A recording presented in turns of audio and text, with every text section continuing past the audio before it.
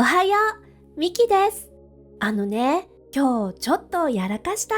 いつもの駅、いつもの時間。なのになんか今日景色違くない？ホームが違う。なんで？ぼーっとしてたのかな私。どっちに行けばいいんだろう。あ、駅員さん、すみません。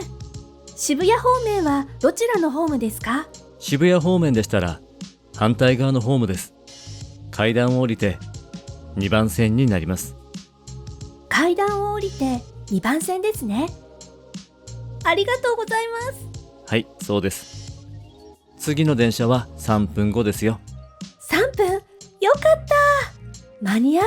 本当にありがとうございます。よかった。こういう時ね、前の私だったらもうパニックだったと思う。でも今はちゃんと聞けるようになったの。偉い、私。あ、来た。2番線。渋谷方面、ちゃんと合ってる。お気をつけて。ありがとうございます。セーフ、座れた。毎日この電車に乗ってるのに、たまにこういうことあるんだよね。朝、本当にぼーっとしてるんだよ、私。でもさ、迷った時は聞けばいい。それだけ。自分一人で悩んでても時間がもったいないもんね。よし、今日も一日頑張ろう。今日はここまで。